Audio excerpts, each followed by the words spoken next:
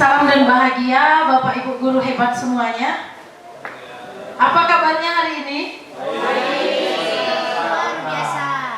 Jadi puji Tuhan, alhamdulillah senang mendengar Bapak Ibu baik kabarnya dan luar biasa. Bapak dan Ibu sekalian, sebelum kita memulai, saya perlu jelaskan kepada kita, hari ini saya ingin mengajak Bapak Ibu berdiskusi tentang budaya positif yang sekitar 2 minggu yang lalu ya sudah saya perkenalkan kepada Bapak Ibu dalam sosialisasi di ruang guru. Kemudian mungkin minggu lalu Bapak Ibu sudah ada yang mulai mempraktekkan bagaimana membuat keyakinan kelas, juga bagaimana melakukan fungsi atau posisi kontrol guru pada siswa atau pada murid Bapak Ibu yang mungkin ada salah, ada melanggar keyakinan kelas dan sebagainya. Nah, sebelum kita masuk, kegiatan ini nyebutnya desiminasi dari aksi nyata modul 1.4 tentang budaya positif di sekolah.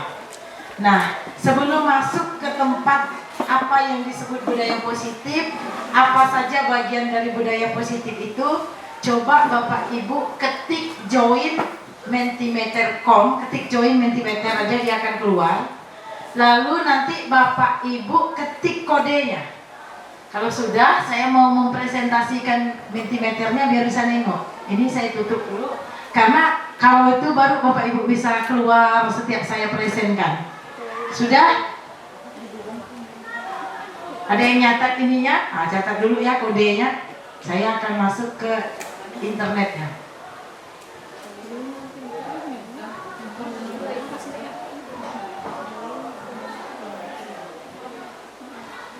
Di sini ya Bapak Ibu ya. Sudah diketik tadi?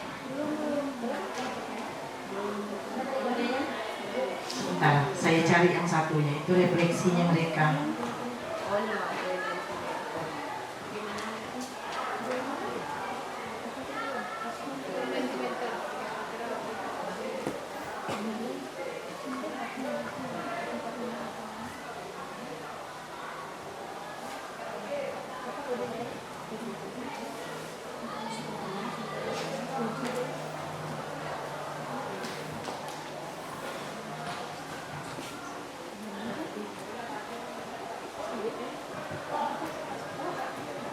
Ya. Kodenya 46708592. 46708592, bukan yang tadi. Yang tadi itu punya refleksi yang satu, refleksinya Rupol. Yang ini yang refleksi kita untuk diseminasi hari ini. Silakan Bapak Ibu ketik atau pilih. Ini kebetulan pilihan ya, pilihan ganda. Bapak Ibu boleh pilih. Pertanyaannya apa saja jenis budaya positif? Dan ada 2 orang yang ngumpul nampaknya. 46. Yang langsung diisi, kirim. 467592. Nah, kalian nih 5 ngisi 1 2 3, 1 ngisi 1 keyakinan kelas. Nanti kita lihat sama-sama mana yang benar. Grup mana yang benar atau yang benar yang mana? Kita lihat. 46. 4 tuh Bu, yang atas tuh 46708592. Kodenya yang di atas tuh ya? 46. Tuh kodenya. 2 orang keyakinan kelas. Ayo, ini untuk melihat pemahaman kita. Astri sama April harusnya dah tamat ya. Nanti berbagi praktek baiknya. Karena sudah melakukan aksi nyata. Aksi nyata PMM itu yang sudah diberikan, saya sudah nonton. Keyakinan kelas 2 orang. Perubahan paradigma stimulus respon, konsep disiplin positif, keyakinan kelas, semuanya benar tuh banyak tuh, 8 orang. Jumlah di sini dulu, baru kita lihat di situ udah berapa jumlahnya. Ada berapa ya nih pesertanya? 19. Baru 13, masih 6 belum mengumpulkan.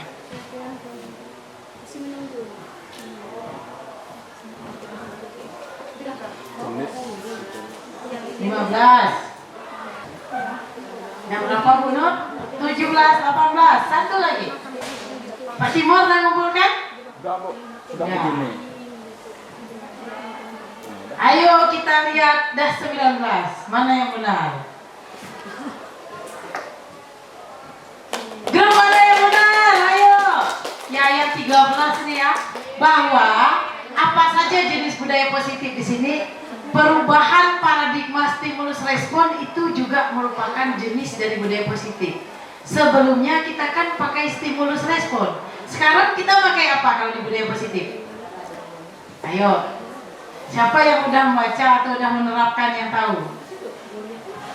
April bisa enggak? Apa perubahan dari stimulus respon berubah ke apa, Bu April? Ini nih dari perubahan yang terjadi ini dari paradigma stimulus respon menjadi apa? Sehingga terjadi budaya positif nih. Kan ada perubahan paradigma. Dulu kita menggunakan stimulus respon, ada aksi, ada reaksi. Sekarang kan tidak seperti itu, tapi berubah ke kesepakatan dipengaruhi oleh teori kontrol oleh Dr. William Glasser. Nah, Bu Evi udah tahu mengapa saya bilang ya, padahal itu pertanyaan berikutnya. Dah aksi nyata ya, jadi tahu ya. Oke. Sekarang kita lanjutkan.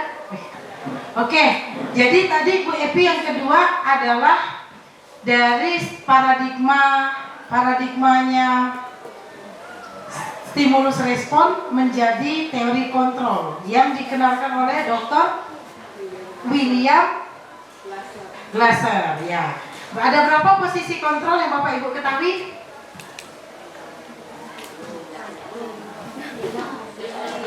Ada berapa? Ayo. 5 posisi apa saja? Siapa yang tahu? Silakan. Coba Bu. Diri Bu. Ini saya ingat Bu ya, karena sudah lama saya bacanya. Yang pertama itu posisinya gurunya itu sebagai pembuat rasa bersalah. Nah, karena rasa bersalah, dan kemudian ada sebagai teman, ada sebagai manajer, dan penghukum, dan terakhir yang paling bagus itu sebagai pemantau. Ada yang sebagai pemantau Bu. Ya enggak urutan Bu, karena saya belum tamat belajarnya. Ya, tepuk tangan dulu. Mantap. Ya betul. Ada 5 ya, jangan mapan ya. 5. 1. Kontrol guru sebagai penghukum. 2. Kontrol guru sebagai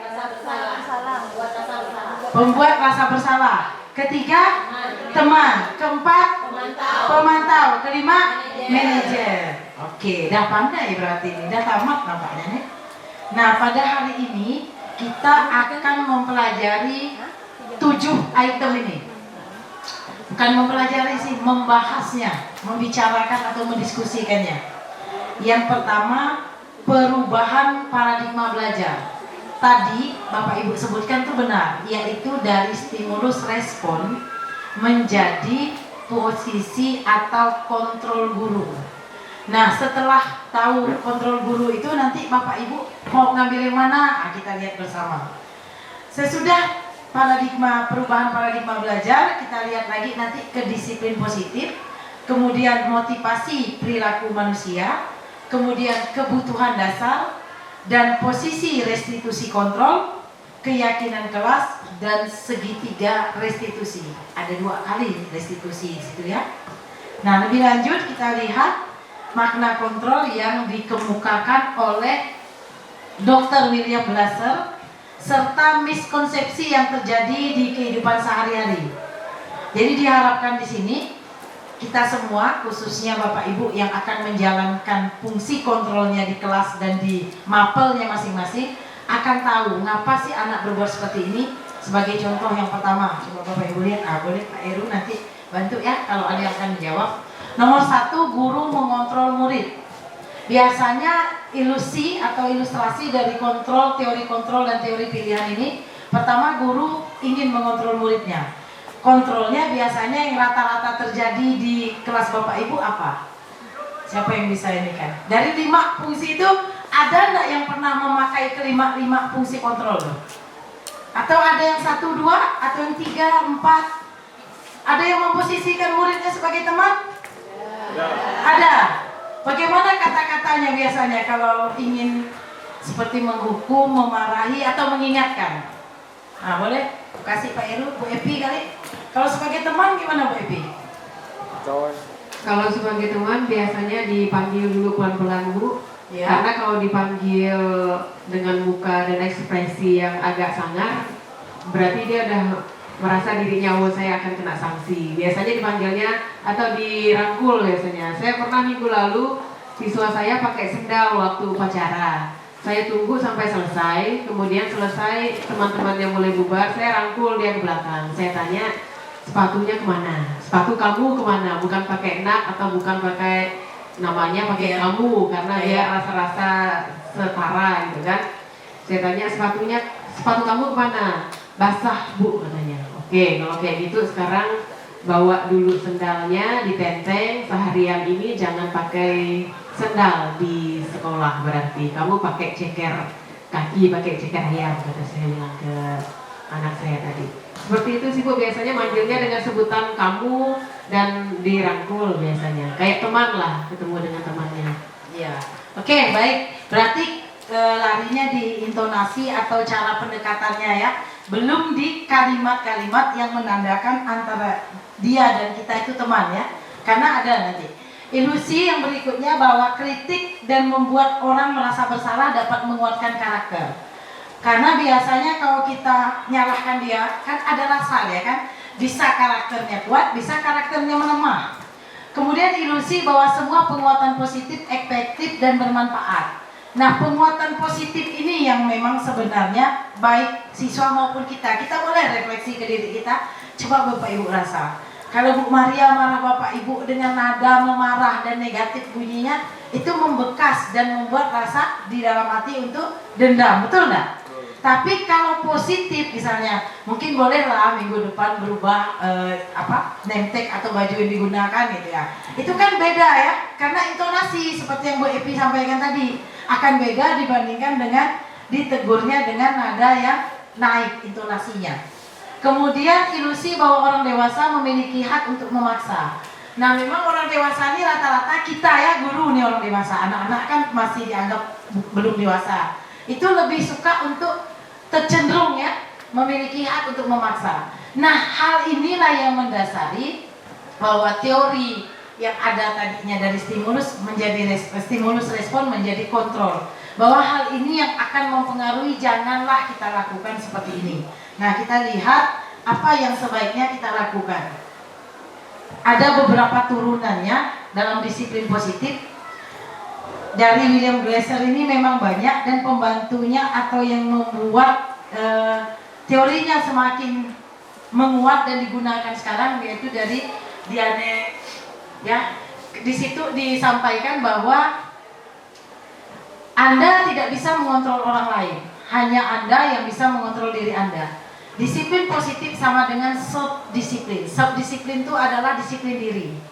Misal saya kan tidak mampu mendisiplinkan Bu Nur. Kalau Bu Nur tidak mau cepat datang ke dalam kelas, tidak terpanggil untuk selalu misalnya menjadi teladan ke anak dengan kata-kata yang misal minta maaf. Kita mulai dari diri kita sendiri anak, misalnya minta tolong, terima kasih misalnya. Tapi ketika saya yang melakukannya, mengontrol diri saya, Bu Nur ngelihat berpikir begini, iya ya, Ibu sih tidak nyuruh dengan kami, tapi Ibu melakukannya. Kayaknya saya juga mau melakukannya. Nah, artinya di dalam sanubari Ibu Nur tuh mengontrol dirinya, self-disiplin. Kita hanya bisa mendisiplinkan diri kita. Kita bisa memang bilang orang, tapi belum pasti dia mau berubah. Karena bukan dari diri dia sendiri atau dari motivasi intrinsik. Nah, di sini di sebelah kanan makna disiplin itu sebenarnya kalau bahasa harfiahnya disiplin itu belajar. Di sini belajar mengontrol diri dengan menggali potensi diri. Jadi disiplin di sini tidak sama dengan yang kita kan suka bilang kalau datang tepat waktu, ngerjakan tugas tepat waktu, bawa misalnya bahasa Inggris Pak Elisa bawa kamus, PR-nya tidak dikerja, apalagi datang ke sekolah terus, tidak pernah terlambat, pakai seragam tidak pernah beda lah gitu ya, dimasukkan ke dalam sepatu warna hitam, nyebutnya disiplin. Di sini tidak, Disiplin yang dinyatakan di sini adalah bagaimana kita mampu mengontrol diri kita, menggali potensi diri kita, hal-hal mulia dan baik dari diri kita karena ada nilai yang kita hargai. Jadi nanti pada akhirnya untuk Bapak Ibu melihat restitusinya nanti anak akan sadar. Benar ya, saya juga itu, saya tidak malu dengan orang tapi saya malu dengan diri saya. Saya tuh Bapak Ibu kalau datang ke sekolah ini terlambat, saya malu. Ngapa? Kok rasanya saya orang yang tidak bertanggung jawab ya? Saya kan bisa merubah mindset saya datang lebih awal dengan cara bangun lebih awal, berangkat dari rumahnya lebih awal gitu. Kalau pada kasus dikarenakan hari hujan sehingga penuh jalanan sampai 45 menit yang biasanya 30 menit masih mending, ada alasan. Kalau memang panas, terik, tidak ada masalah di jalan, ban tidak ada apa-apa, tuh rasanya bingung, kan tidak bisa bikin-bikin alasan gitu. Nah itu yang saya sadari selama ini, mengapa saya selalu tidak mau melanggar, misalnya apapun yang dikatakan atasan, kepimpinan saya dulu, semua kegiatan, gitu juga saya berpakaian, saya ngikut, disuruh ngerjakan ini apa, saya tidak berani. Karena dalam hati saya menghargai diri saya sendiri, baru orang akan menghargai saya. Kalau saya yang punya badan saja, saya yang punya peraturan saja, saya yang punya NIM, tidak menghargai NIM saya, masa orang yang saya suruh menghargai NIM saya? Seperti itulah. Ini yang disebut dengan makna disiplin ini. Nanti akan terturun ke anak. Jadi kita semua akan merasakan itu. Nah, kembali lagi ke perilaku sekarang. Perilaku juga memiliki tujuan yang beda-beda. Karena ada motivasi orang. Ada 3 kalau kita mau berbuat baik biasanya. 1, karena kita tidak mau dihukum. Nah, boleh nanya ke diri kita sendiri sekarang, benar enggak? Siapa lah yang kira-kira saking takut kena hukum di sini? Ada enggak? Ngapa datangnya cepat takut kena hukum? Atau ngapa enggak? Ya harus segera misalnya beli nemtek kalau belum ada nama takut kena hukum. Ada enggak rasa gitu? Jujur dulu, ada yang rasa gitu enggak? Bukan karena memang ikhlas sama apapun. Sekarang lalu ikhlas Pak. Karena merasa kok saya menghargai diri saya, gitu ya Pak ya? Oh belum sempat beli. Tapi memang merasa takut kena hukum ya? Berarti teori motivasi Pak Unari tidak ada yang mewakili yang hukum. Tidak apa-apa, memang ini harus, ini jujur kita punya rasa itu. Awalnya ya. Kedua, untuk mendapatkan imbalan. Ada enggak Bapak Ibu yang melakukan sesuatu karena nanti kena dapat imbalan? Misalnya apresiasi, kena puji, dapat penghargaan misalnya. Ada enggak yang rasa gitu? Awalnya. Nanti kan lama-lama menjadi budaya, menjadi karakter kita. Ada. Jadi yang kedua ya Bu Epi ya. Yang ketiga, untuk menghargai diri sendiri. Dah sampai tahap yang ketiga ini ada enggak? Memang tidak disuruh orang pun kita memang akan melakukan itu karena kita ngerasa siapa lagi menghargai saya kalau enggak. Saya menghargai diri saya maka saya datang gitu. Ada yang seperti itu kira-kira. Bisa diundang orang. Kita capek sebenarnya. Tapi orang undang tuh tahu enggak Bapak Ibu maksud orang kalau udah undang kita? Berarti dia sangat menghargai kita. Kita beban moral loh. Kita 2 ya Bu Nur yang nggak bisa datang Bu Fauji ngundang ke Paru. Itu berminggu-minggu ngenangnya karena kenapa sampai mau ngundang? Berarti menghargai. Kalau enggak kan banyak orang di daerah sana. Kenapa harus membawa kita yang jauh-jauh sebenarnya? Tapi kita tahu orang tuh menghargai kita, maka orang undang. Dan gimana kita memfollow up-nya atau meresponnya? Ada rasa tidak enak kita.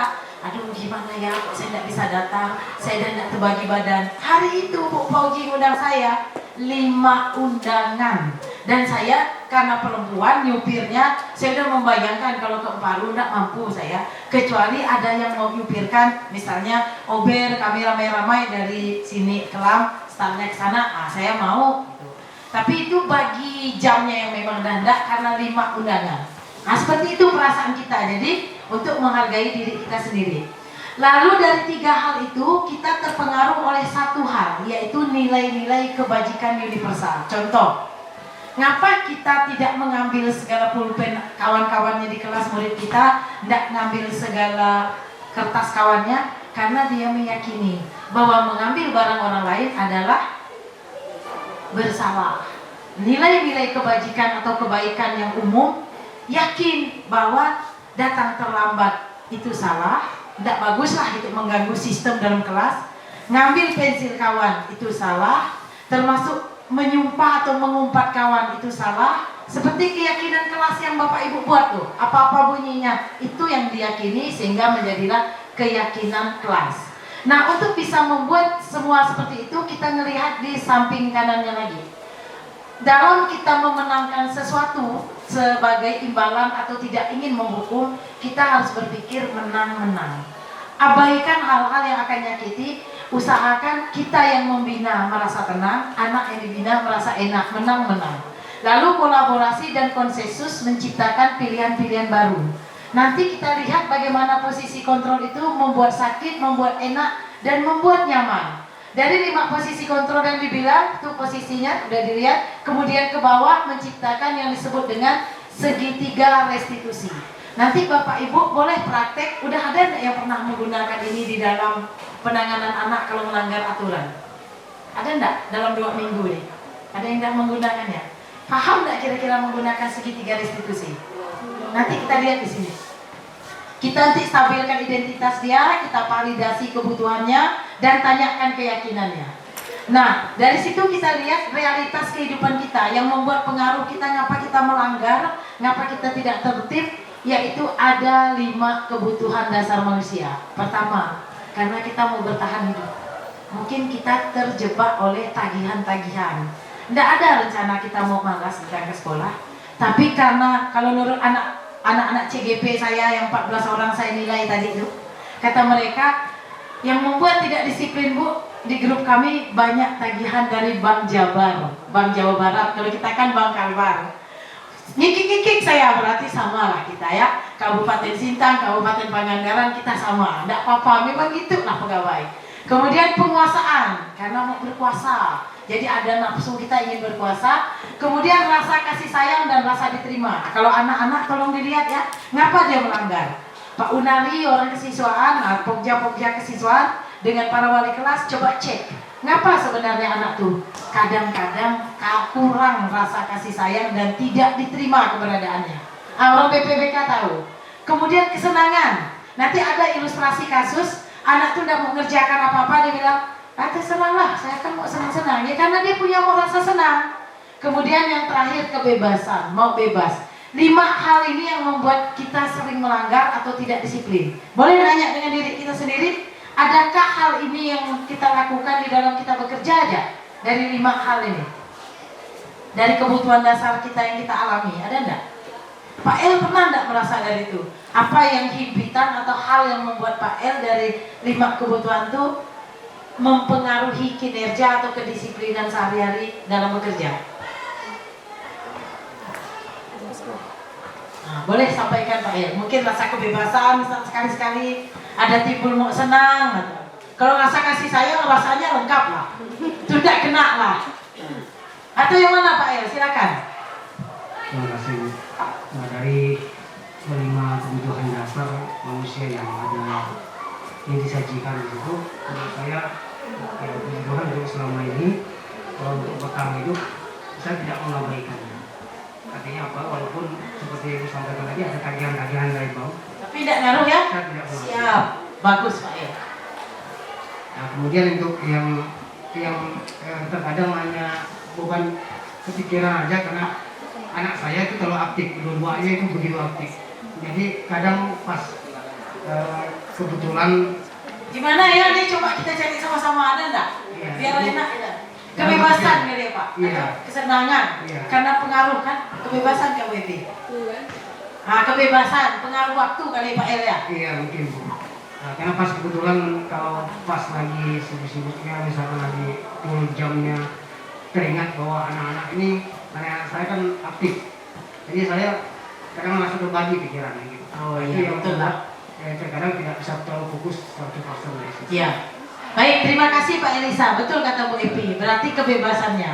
Nah Bapak Ibu, begitulah anak kita. Ini kebetulan kita, anak-anak kita yang ada dalam kelas, yang Bapak Ibu ajarkan secara mapelnya saja, ataupun memang Bapak Ibu wali kelasnya, 5 hal ini yang selalu Bapak Ibu pikirkan, jadikan standar ketika akan melakukan restitusi kita atau kontrol ya, jangan bilang hukum ya, karena kalau hukum tuh kita lalu mengambil sikap yang sebagai penghukum tadi. Kontrol. Saat Bapak Ibu mengontrol atau melakukan restitusi, ingat pertama, anak tuh punya kebutuhan dasar yaitu bertahan hidup. Barangkali perilaku dia yang menunjukkan ketidakdisiplinan atau seakan-akan kata kita berandal dikarenakan kebutuhan bertahan hidup.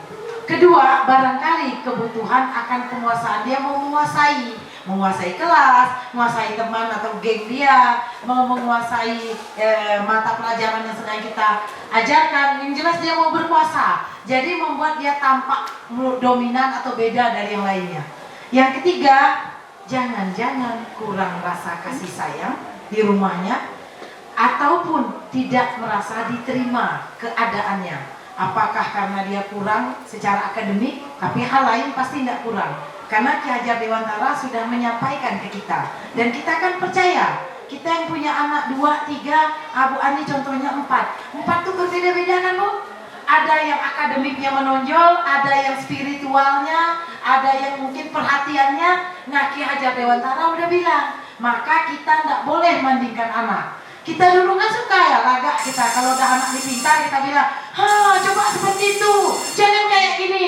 Kita tuh lah yang salah, kita lah yang melukai, merusak anak-anak kita, siswa kita, anak kandung kita, karena kita suka banding. Nah sekarang kan sudah dilarang kita banding, lewat lagu apa tuh? Ojo di banding-banding ke ya. Nah ingat ya, kita memang salah, sekarang kita hijrah, jangan lagi. Saya pun ngakui, saya dulu pun hanya mikir akademik yang penting. Padahal keagamaan spiritual, emosional, perhatian, apalah gunanya dia pintar, tidak perhatian, tidak rajin dia ibadah, tidak ada empati, tidak terasa. Nengok orang jatuh, luka selojak, dia tetap beribadah. Akan tidak terlatih karena tidak empati. Nah gitu juga dengan kesenangan dan kebebasan. Barangkali dia tidak ada pernah merasa senang, jadi dia mau senang. Juga mungkin terlalu terkukung, sehingga dia ingin bebas. Nah coba kita perhatikan berikutnya. Teori perilaku tadi, yang untuk menghindari hukuman nyebutnya motivasi eksternal yang mendorong. Sedangkan untuk mendapatkan imbalan juga motivasi eksternal juga. Sampailah untuk menghargai diri sendiri dari eksternal tadi karena dia nurun. Akhirnya karena diri kita sendiri yang kita pikirkan atau kita ingin menghargai menjadi internal. Jadi ada 2 hal yang dari luar sifatnya, tapi ada satu hal yang akhirnya menjadi disiplin positif. Sekarang saya ingin memberi Bapak Ibu ilustrasi, Bapak Ibu tonton ya, lihat seperti apa sih motivasinya.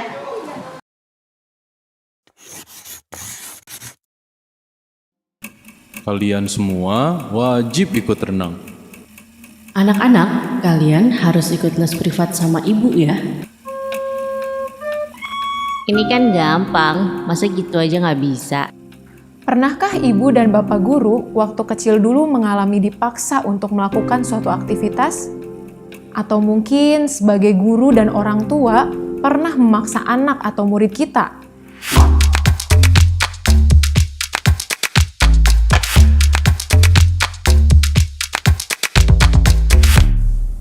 Memaksa terkadang bisa berhasil, setidaknya untuk jangka pendek. Mungkin anak pada saat itu akan melakukannya karena rasa takut. Namun, ada dampak jangka panjang yang mungkin tidak kita sadari, Ibu dan Bapak Guru. Perilaku tidak akan jadi kebiasaan dalam jangka panjang. Perilaku itu hanya akan dilakukan jika ada paksaan dari luar.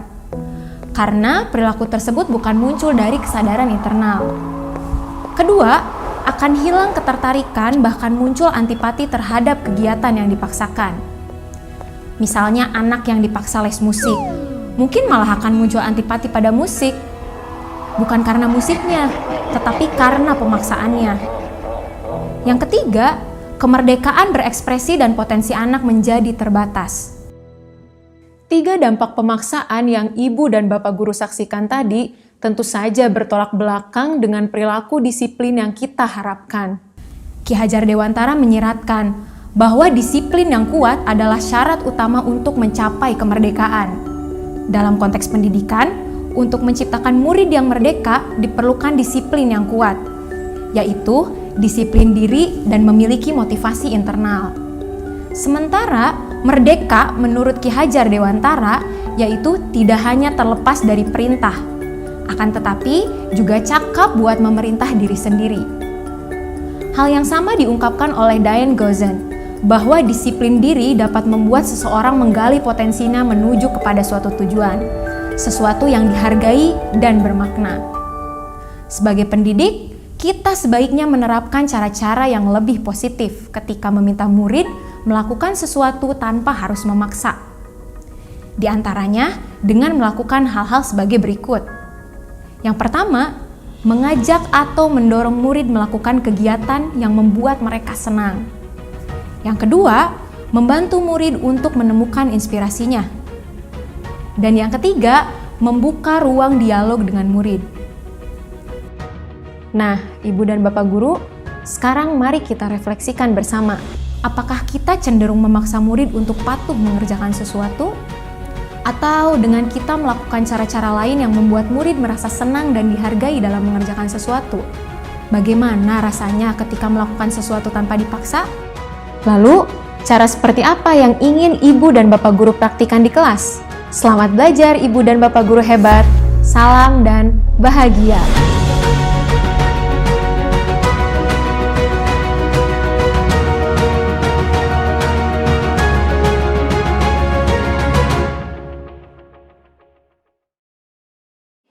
Masih tentang ini juga, jadi nanti siapa tahu Bapak Ibu sudah merasa sendiri di ruang-ruang kelas atau sambil ngajar. Ini diambil dari PMM. Kalau yang sudah mengerjakan pasti tahu. Ada yang udah mengerjakan enggak ya? Bu Astri sama ini udah ya? Bu April?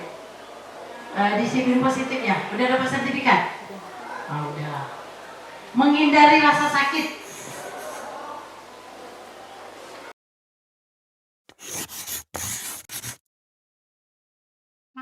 Saat menjadi murid, sebagian dari kita pernah merasakan hukuman.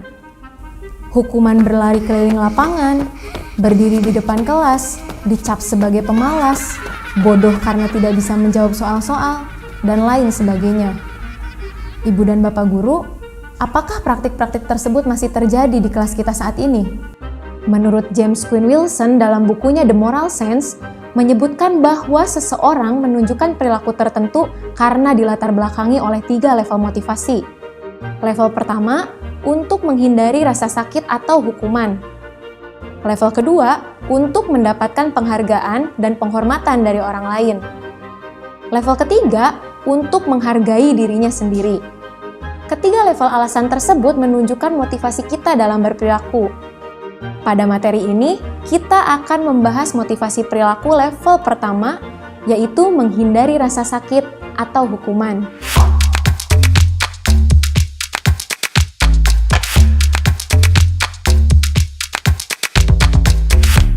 Perlu diketahui bahwa secara naluriah manusia itu cenderung menghindari rasa sakit dan hukuman.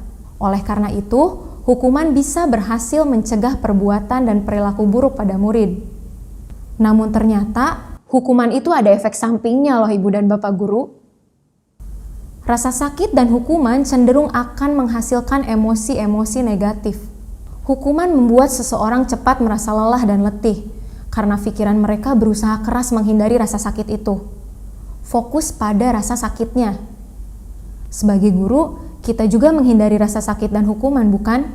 Sebagai contoh, seorang guru datang mengajar tepat waktu. Maka motivasinya bisa saja. Yang pertama, menghindari ditegur kepala sekolah di hadapan guru-guru lain pada saat rapat. Atau yang kedua, menghindari dari perasaan bersalah yang muncul karena dipanggil oleh kepala sekolah ke ruangannya. Nah, sebagai pendidik, sebaiknya kita berhati-hati dalam menyikapi perilaku murid agar dapat menanganinya dengan tepat. Tidak hanya solusi praktis yang sifatnya sementara, namun juga menyadarkan akan akibat dari perbuatannya. Hal ini akan membuatnya belajar dari kesalahan dan berusaha untuk tidak mengulanginya lagi. Jika Ibu dan Bapak Guru melihat murid menunjukkan perilaku buruk, coba lakukan 3 hal ini. Yang pertama, jangan langsung menghakimi murid. Coba ajak mereka bicara terlebih dahulu dari hati ke hati. Yang kedua, jadilah pendengar yang baik untuk mereka. Jangan menyela saat murid berbicara. Dengarkan saja, hingga akhirnya murid menceritakan motivasi dan alasannya melakukan perilaku buruk tersebut. Yang ketiga, bimbing murid untuk memahami konsekuensi apa yang mereka dapatkan atas pilihan dan perilakunya. Murid akan sadar dengan sendirinya tanpa ia perlu mendapatkan hukuman dan rasa sakit. Ibu dan Bapak Guru, mari kita refleksikan bersama. Apakah kita sudah menyikapi perilaku murid dengan tepat? Apakah kita memahami perilaku yang ditunjukkannya? Lalu, apa yang bisa kita lakukan agar dapat mengidentifikasi motivasi perilaku yang ditunjukkan oleh murid?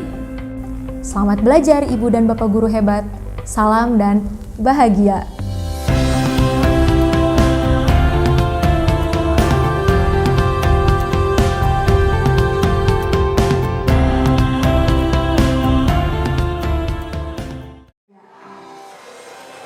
Ya, jadi ada 2 ilustrasi tadi ya Bapak Ibu. Apa kira-kira insight dari ilustrasi ini yang Bapak Ibu dapatkan di akhir ini? Ada yang ingin nyampaikan? Ada insight-nya yang Bapak Ibu dapatkan dari pesan di video terakhir? Atau apa refleksi Bapak Ibu? Siapa yang ingin menyampaikan? Bu Pauji. Nah, Bu Pauji dulu, nanti baru berikan Bu ya, baru Pak Elisa. Apa yang ditangkap Bu Pauji dan refleksi nampaknya? Baik, terima kasih. Dari yang video yang terakhir Ibu yang kami simak, bahwa untuk memahami kesalahan pada anak maka kita harus mempelajari dulu dan tidak menghakimi langsung, serta harus lebih mengerti situasi dan kondisi setiap anak yang kita tangani. Mungkin itu Bu yang bisa saya ambil dari video yang Ibu sampaikan. Ya, baik, terima kasih. Tepuk tangan untuk Bu Pauji. Sudah dapat insight-nya ya dari 2 video. Pak Elisa, ada pandangan yang mungkin sama, menambahi atau bagaimana? Terima kasih Bu. Saya mau menambahkan sedikit. Ini saya melihat dari keberagaman anak buah saya yang semuanya laki-laki semua. Oh iya, betul Pak. Di kelas saya itu semuanya laki-laki semua. Jadi saya melihat mereka tuh tingkah aneh-aneh juga. Bermacam-macam ragam tingkah dan perilaku mereka yang saya temukan. Ada yang memang mencari perhatian guru, ada yang memang sengaja mengolok-olok kawannya. Jadi bermacam-macam cara mereka untuk menunjukkan bahwa diri mereka, jati diri mereka. Lalu yang mau saya sampaikan di sini bahwa ketika saya menemukan seperti ini, saya panggil anaknya. Karena apa? Karena kecenderungan misalkan dia kecenderungan seperti ingin membuli kawannya. Nah, saya temukan seperti itu, lalu saya panggil. Saya tidak sampaikan di depan teman-temannya, saya panggil. Nah, tadi coba kamu ingat kembali apa yang kamu katakan terhadap temanmu ini. Oh ya, saya tadi bilang gini Pak. Nah, kira-kira maksudnya apa ya? Saya tanya. Nah, kira-kira kalau kamu diskusi seperti itu, enak nggak kamu di perasaanmu enak nggak? Oh tidak Pak. Nah kalau gitu boleh nggak itu dilakukan lagi? Tidak Pak. Nah kalau itu kamu sudah tahu kan jawabannya? Sudah. Artinya Pak, saya tidak menghakiminya langsung, bahwa saya menggali dari anak itu. Oke, baik, terima kasih Pak Elisa. Itu yang disebut dengan restitusi Pak. Jadi kita tidak mengontrol anak dengan posisi kita sebagai penghukum, pembuat rasa bersalah, teman pun tidak, pemantau juga tidak, tapi sebagai manajer dengan cara direstitusi. Bapak sudah menjalankan peran Bapak yang nanti akan kita tampilkan, ada restitusinya. Terima kasih, tepuk tangan untuk Pak Elisa. Berarti budaya positif atau disiplin positifnya di SMK kita ini sudah nampak, sudah ada, cuma kita belum menyeluruh karena terus terang Bapak Ibu, ini adalah terjadi pergeseran dari teori stimulus respon yang dulu kita tahu, makanya kita pakai tata tertib dulu. Sekarang berubah menjadi keyakinan kelas, yaitu anak sendiri yang kita suruh untuk membuatnya. Kenapa? Di sini nanti dijelaskan bahwa keyakinan kelas itu akan bertahan lama, menimbulkan kesadaran karena anak yang membuatnya dibandingkan kalau guru yang membuat dan terkesan memaksa membuat anak merasa tidak bebas, dan itu bertentangan dengan kebutuhan manusia. Nah di sini Kebutuhan dasar manusia dilambangkan dengan ikon-ikon atau emotikon seperti yang disampaikan di awal tadi dalam bagan, yaitu rasa kasih sayang dan diterima. Maka anak-anak kita itu kembali lagi Bapak Ibu, seperti kata Bu Fauzi, sekarang nanti kalau kita ketemu anak dan bersalah, kita ingat apa yang latar belakangnya. Kita pikir dulu sebelum dimarah ya. Jangan-jangan kurang rasa kasih sayang dan tidak diterima, entah di keluarganya, entah di lingkungan kosnya, entahkah di tempat paman bibinya dia tinggal, atau di lingkungan kelas dia, kawan-kawannya tidak mengasihi atau tidak menerima dia, bahkan cenderung untuk membulinya, bisa jadi perasaan itu. Yang kedua, penguasaan, mau jadi bintang, kan ada, karena memang itu kebutuhan manusia. Jadi kalau Bapak Ibu kita ngelihat di antara kita ada yang dominan itu, tidak apa-apa, kita harus paham bahwa itu merupakan kebutuhan dasar manusia. Tinggal kita klasifikasikan, kalau suka dapat bintang ya mau tidak mau kasih bintang terus gitu. Bintang pujian misalnya. Kemudian kebebasan, kemudian kesenangan, dan yang pasti adalah bertahan hidup itu nomor satu. Yang lainnya itu mengelilinginya. Bertahan hidup itu nomor satu. Kebutuhan untuk bertahan hidup. Bertahan hidup itulah yang banyak disebabkan oleh kita yang lalu bilang karena gara-gara bank itu tadi. Itu karena bertahan hidup ya. Itu hak hajat hidup orang banyak itu tidak boleh diapa-apakan. Itu pasti motivasinya sangat terganggu. Nah, untuk menghadapi seperti itu makanya disandingkan dengan adanya segitiga restitusi. Dalam segitiga restitusi, salah satu kegiatan yang Pak Elisa lakukan tadi itu bagian ujung, hanya restitusi tanpa segitiga. Restitusi itu adalah menanyakan sesuatu, mendekati anak dengan cara anak tersebut yang akan mencari jawabannya. Ditanya tadi, apa perasaan kamu? Seandainya kamu yang dibuat orang seperti itu, apa rasanya nak? Kan dia langsung, tidak mau lah Pak, tidak enak, saya tidak mau Pak. Kamu sayang nggak dengan kawan kamu? Iya ya Pak, siang ya Pak. Nah jadi apa yang akan kamu lakukan? Nah, seperti itu nyebutnya restitusi. Kalau segitiga restitusi, ketika anak itu bersalah, kita menstabilkan dulu identitas dia. Dah stabil, baru kita validasi kebutuhan dia. Sudah tervalidasi, dia dah tahu dia salah, benarnya akan kayak gini, kita tanyakan keyakinan dia. Klop, nanti kita lihat videonya. Ini ada nih. Bu Silvi, jangan marah ya, nanti nilai. Ini sebagai apa guru ini? Ini kebetulan sedang video Bu Silvi yang mau kita tonton ya.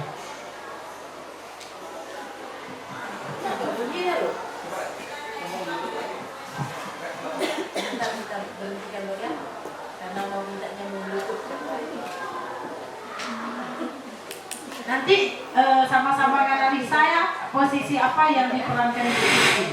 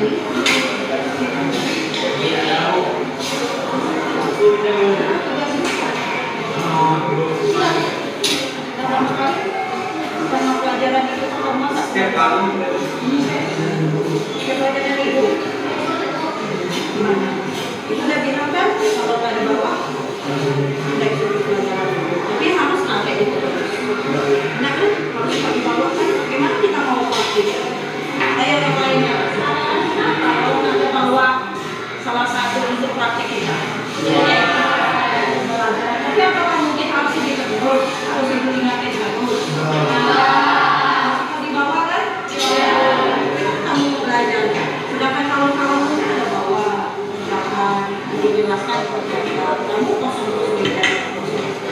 Udah ditutup belum? Besok ke besok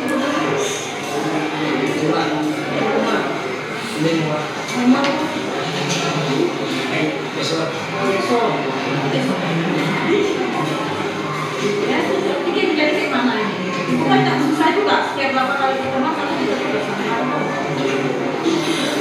Apa rasanya gitu? Di saat kawan mengerjakan dengan penjelasan itu sambil kerjakan, kamu tak kerjakan, apa rasanya? Iya, di rumah juga tak belajar aja. Kamu lagi kayak mana nih?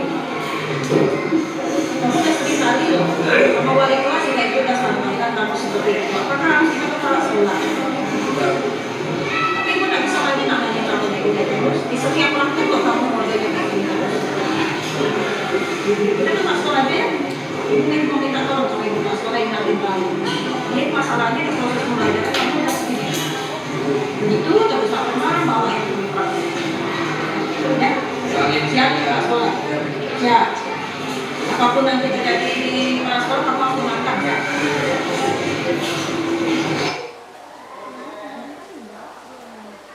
Terakhir ya. Oke. Nah, tadi seperti yang saya sampaikan, di sini kan video sharing posisi kontrol guru. Tadi Ibu Nur dah menyebutkan ada 5 kontrol gurunya. Pada posisi kontrol yang mana ya aktivitas atau dari bahasa yang disampaikan Ibu Silvi kepada siswanya tadi? Manajer, apa ciri-cirinya? Nah, coba diperhatikan.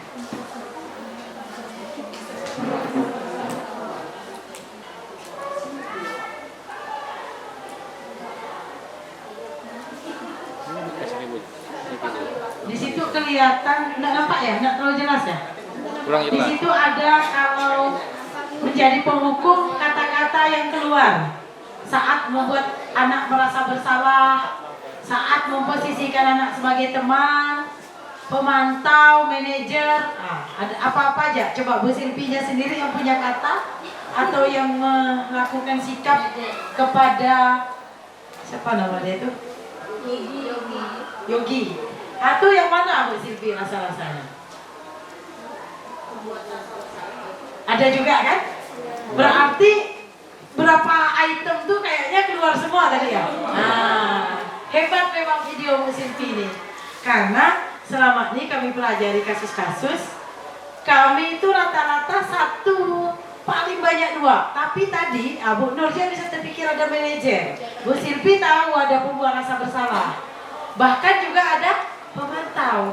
Karena ada bunyi berapa kali dah kamu nih katanya kan. Nah di situ kan kalau kita ngitung mengukur, coba lihat tuh di sana pemantau menghitung atau mengukur. Jadi gimana lah ibu, coba ibu harusnya gimana sekarang? Itu kan pertama ada buat dia rasa bersalah.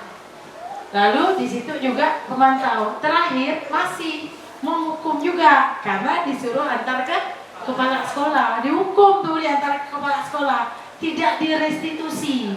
Manajer tuh harus merestitusi. Nggak ada yang manajer di situ Bu Nur ya. Yang ada penghukum dilakukannya. Kalau teman nggak ada bunyi yang kayak gitu tadi. Nah nggak ada di situ. Yang ada itu pemantau karena ngitung-ngitung, membuat rasa bersalah dengan hukum. Jadi ada 3 posisi yang dilakukan Ibu Silvi dalam satu kasus. Dan ini bisa terjadi kepada kita semua. Ini nggak boleh, ini nggak disenangi dalam budaya positif yang lari ke sana hanya di sini, yang manajer dan seterusnya. Sekarang kita lihat bagaimana hal ini akan membuat kita itu menjadi enak tidaknya dan apa rasionya. Kita lihat kontrol guru. Ketika sebagai penghukum, kemungkinan murid marah dan mendendam atau bersifat agresif. Bisa jadi sesudah kembali duduk, murid tersebut akan mencoret-coret buku atau meja tulis dia. Lebih buruk lagi sepulang sekolah, murid melihat motor atau mobil bapak ibu guru yang menggores kendaraan itu dengan paku. Itu yang jeleknya. Kalau kita lakukan kontrol sebagai penghukum, sering kan kita nengok dia seperti itu, sering terjadi. Oke lah dia nggak ngantam punya guru, kadang dia ngantam punya sesama kawannya. karena dia melampiaskan emosi dia. Makanya penghukum tidak direkomendasi bungkus ya Bapak Ibu.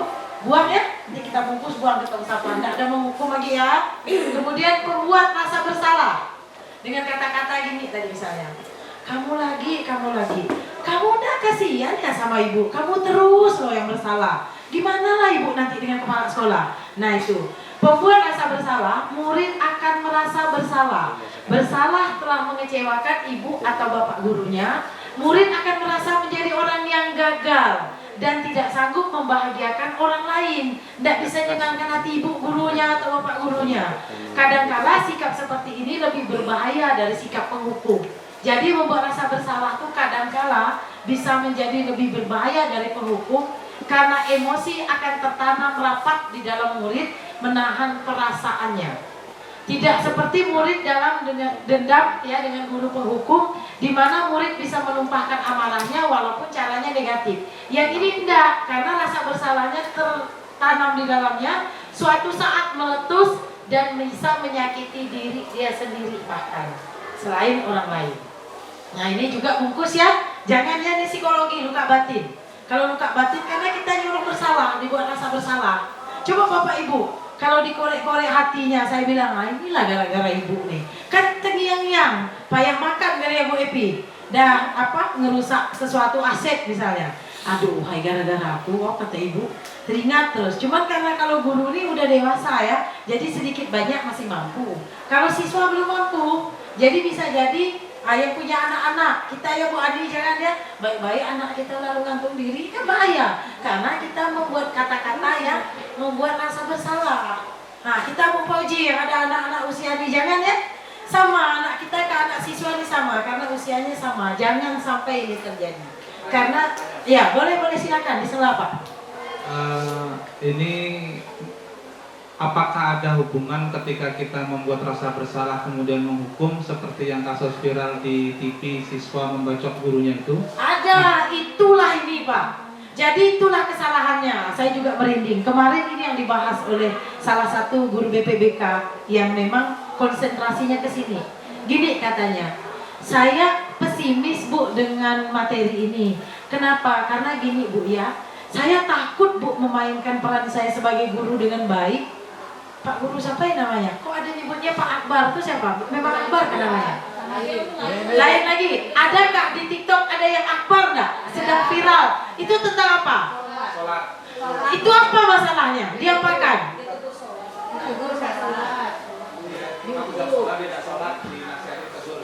Siswa ya ini ya? Nah, menurutnya seperti itu. Bagaimana ya Bu, kata guru yang kemarin nanya dengan saya sore kemarin, kami ruang kolaborasi sampai 6:30 malam. Jadi Bapak itu bertanya, kita mau memainkan peran kita mempositifkan hukuman ke anak, misalnya kita dekati baik-baik, tapi ada tidak perlindungan, lalu kita seperti yang terjadi di Pak Akbar katanya, Pak Guru Akbar, bukan Akbarnya Bu Epa ya, mohon maaf ya Bu Epa. Mudah-mudahan jawabanlah kita di sini tidak seperti itu. Nah, lalu saya sampaikan begini, gini ya Bapak Ibu, memang kalau kita menghitung plus dan minus dari suatu tindakan atau aksi kita cenderung jadi pesimis.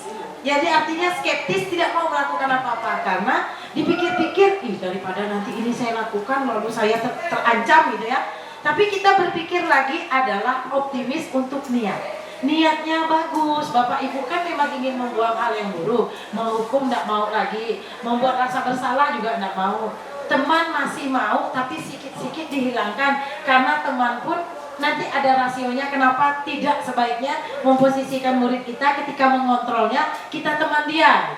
Begitu juga dengan pemantau, walaupun bukan tidak boleh lagi, tapi sudah tidak direkomendasikan karena ke arah ini. Sedikit banyak pada saat saya rasa kalau niat kita benar, udah kita lakukan, ternyata terjadi, itulah yang disebut dengan nasib atau takdir. Tapi kalau belum dilakukan sama sekali, kita udah pesimis. Coba kelas nih misalnya yang kita diseminasi nih, ini mau pesimis menjalankan budaya positif atau optimis? Optimis. Oke, berarti bungkus ya, niat kita maju terus.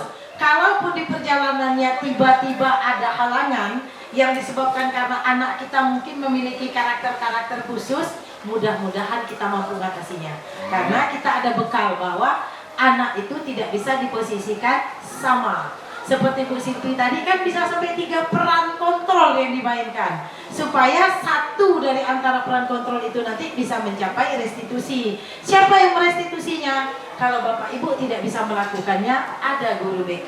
Kalau guru BK masih belum mampu untuk melakukannya, mungkin karena kapasitasnya berjenjang, ada kesiswaan.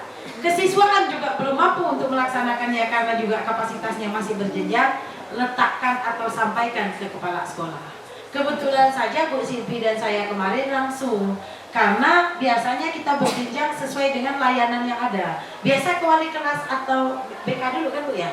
Itu ya Bu Iyo selamat ya. Baru ke kesiswaan ya Bu, baru ke kepala sekolah. Nah kemarin kami potong ya Bu, untuk kebutuhan kita ingin mengetahui restitusi anak dulu, karena saya juga sebagai manajer di sini berlatih melakukan restitusi. Nanti baru sampai di segitiga restitusi. Bahkan akan coaching, saya sudah mengintai atau sudah memprospek Anyi untuk melakukan coaching selama 30 menit. Nah, jadi di sini Bapak Ibu jangan berkecil hati ya Pak Un. Jadi walaupun Pak Sapa, Pak Guru yang kena bacok-bacok kita tetap bahwa kita optimis dulu, tujuan kita baik, niat baik, pasti Tuhan nanti akan merestui niat-niat yang baik. Nah sekarang posisi teman, murid akan merasa senang dan akrab dengan guru. Ada enggak yang memposisikan muridnya teman sekarang nih? Yang terasa enggak nih bahwa dia senang loh dengan kita, hangat gitu hubungannya. Ada enggak? Ada. Bukan Pak, memang teman untuk kita tuh mengasuh atau membersamai dia dalam tanda petik di mapel, atau bukan Pak Erlan sama Cudi itu kayak teman dah posisinya. Yang kayak gitu maksudnya. Kayak teman, artinya dia enggak merasa, cuma ada enggak kekurangannya? Ada, coba disampaikan apa kekurangannya kalau memposisikan siswa sebagai teman kita. Enggak, maksudnya apa Ras? Ya, ada wibawa kita yang rasanya agak payah ketika mau marah dia karena sudah akrab, atau bagaimana? Sharing ya dulu. Terima kasih. Sebenarnya saya agak masih blank nih, masuk, mohon maaf. Dan saya juga mohon maaf, nampaknya nggak ada nama saya juga di kegiatan ini. Saya tujuannya tadi mau Bu Nur sebenarnya. Oh enggak apa-apa, karena ini diseminasi ya. Belajar sama-sama. Saya pikir setiap kita pendidik ini memang berbeda-beda Bu. Kebetulan kayak saya mungkin karena siswanya sedikit, artinya itu positifnya buat saya. Hampir semuanya karakter anak itu saya memahami, dan hampir semuanya juga saya kayak berkawan aja dengan anak-anak. Saya hampir setiap hari berinteraksi, bersendoguro itu kalau di kolam memang udah biasa gitu. Tapi dampak negatifnya juga tetap ada. Kadang-kadang kalau terlalu berlebihan itu, memang ada perasaan tidak enak ketika mungkin ada yang siswa dekat dengan saya tegur kayak nggak enak hati gitu. Saya pikir itu manusiawi. Tapi intinya bahwa pada prinsipnya saya, karena memang saya bikin enjoy cara ngajar saya jarang masuk di kelas, tapi saya memang kebanyakan mungkin di lapangan, dan siswa saya juga mungkin sedikit karena itu mungkin Bu. Terima kasih. Oke, jadi Pak Herlan ada ya memposisikannya sebagai teman. Ini enggak buruk, bagus juga enggak. Artinya ada kalanya kita harus memainkan peranan ini, enggak disalahkan, juga tidak selalu dianjurkan. Nah, coba Bapak Ibu resapi, murid akan merasa senang dan akrab dengan guru. Ini termasuk dampak yang positif, ya Bapak Ibu. Hanya saja ada sisi negatifnya. Murid itu nanti jadi tergantung dan mengandalkan guru itu terus.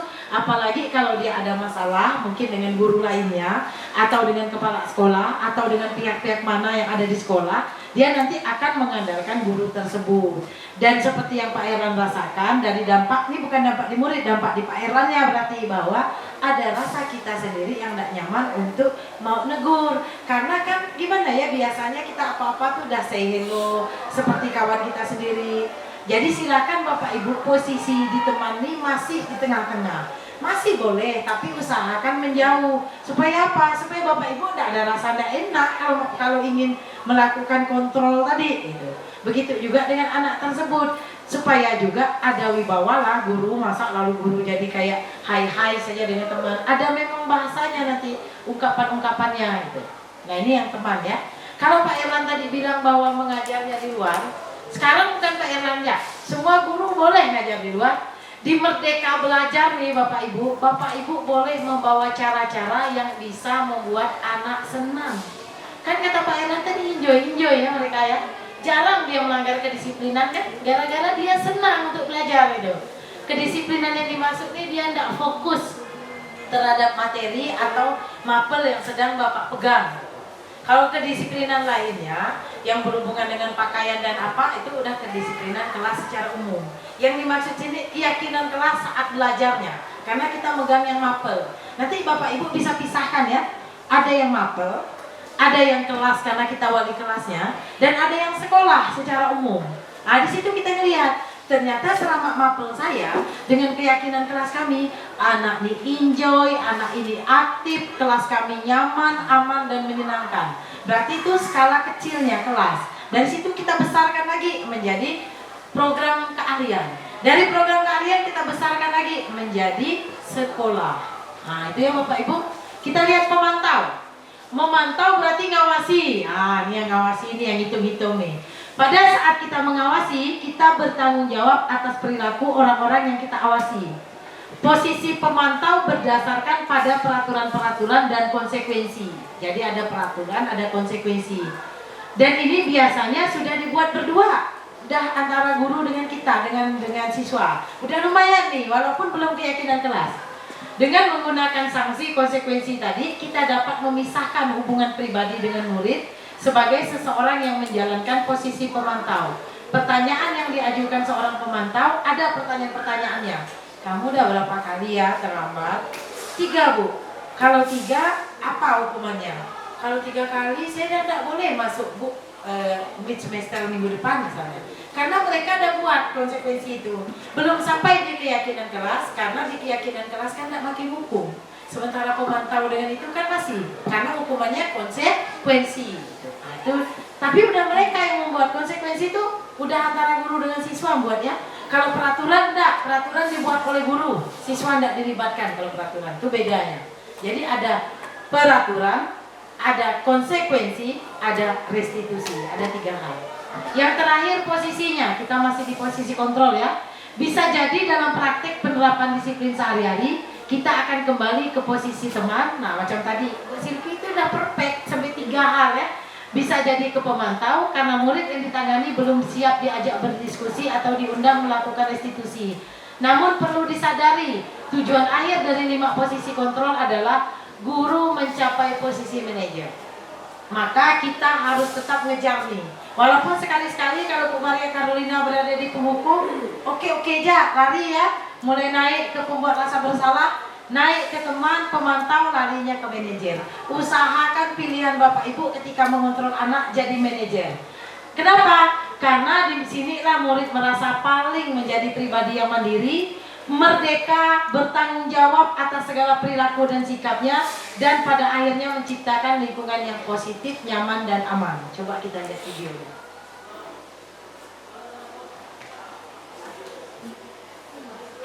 Peraturan dengan keyakinan kita lewat dulu, ada videonya.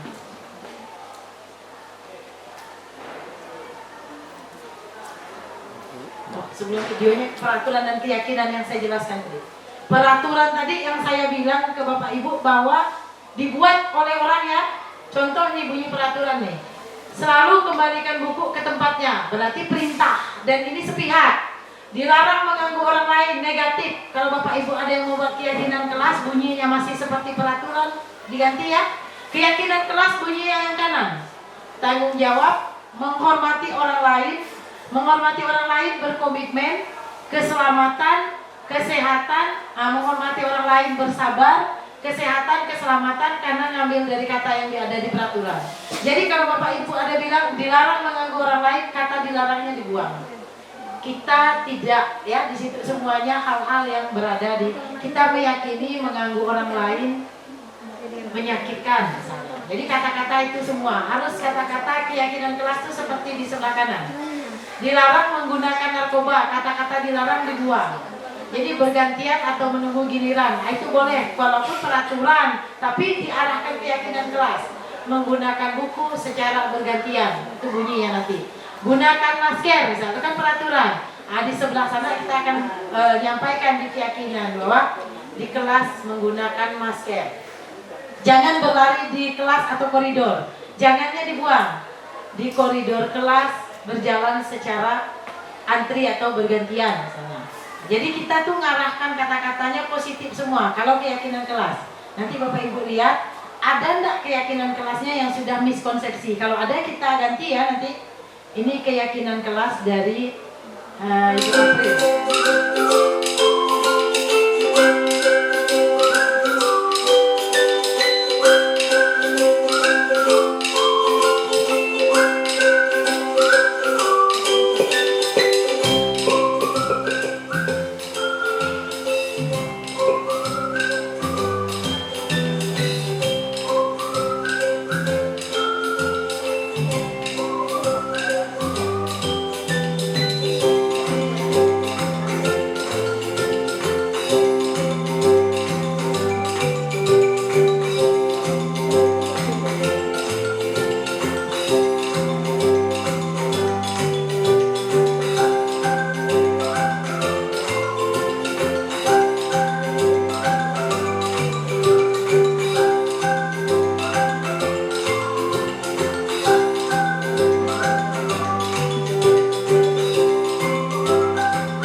Kepada yang buatnya, rasanya setelah mendengarkan penjelasan ada enggak ini? Ada enggak rasanya yang berbeda atau ada yang di luar enggak dari yang dijelaskan tadi? Tentang kesepakatan kelas, keyakinan kelas, ini punya Bu April. Atau bagaimana Bu April? Ada refleksi Ibu enggak terhadap keyakinan kelas yang Ibu buat bersama anak-anak? Nah, silakan Bu. Terima kasih Bu. Setelah melihat tadi, saya lihat lagi kesepakatannya ada yang harus direvisi sepertinya Bu. Ya, Masih yes, ada betul, betul. Sama, Bu Epi juga ya. Karena ada kata-kata jangan kan, saya ada nonton videonya. Nah, inilah maksud diseminasi kita Bapak Ibu. Ya, silakan Pak.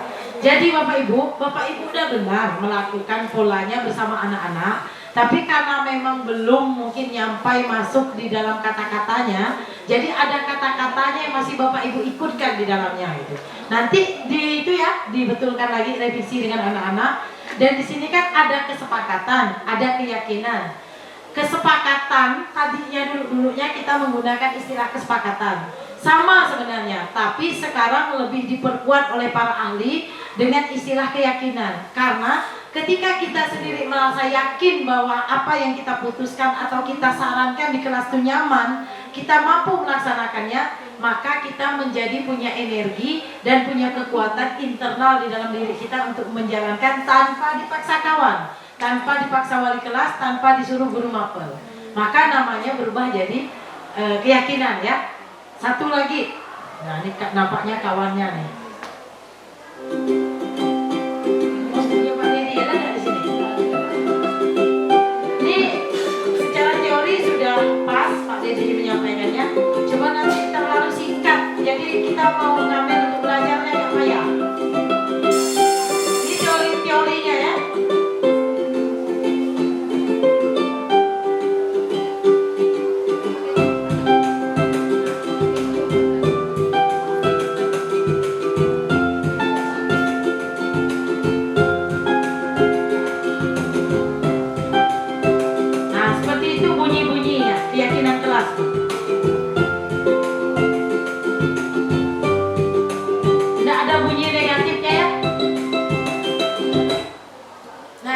Bunyi-bunyi kalau kita membuat keyakinan kelas, jangan kata-kata jangan, tidak, jadi datang tepat waktu, izin terlebih dahulu jika ingin keluar kelas, menjaga kerapian berpakaian, menggunakan atribut sesuai aturan sekolah, menjaga kebersihan kelas, mengumpulkan tugas tepat waktu sesuai kesepakatan. Ada memang kata-katanya udah disediakan. Dari mana? Dari kebajikan universal. Apa saja kebajikan universal? Ada 5 keyakinan yang kita yakini sebagai keyakinan sedunia yang sudah diakui antar suku, antar agama, antar bangsa. Bahwa pertama kita akui profil pelajar Pancasila. Semua isi-isi nilai dalam profil pelajar Pancasila boleh menjadi keyakinan kelas. Yang berikutnya misalnya peduli, ramah. 5S itu juga masuk dalam kategori yang kita yakini sebagai keyakinan kelas. Jadi nilai itu yang boleh dimasukkan di sini. Selanjutnya segitiga restitusi. Nah, tadi kita mendengar kata restitusi. Ada dua kata yang ada di dalam restitusi ya. Satu restitusi saja, yang kedua segitiga restitusi. Apakah restitusi itu?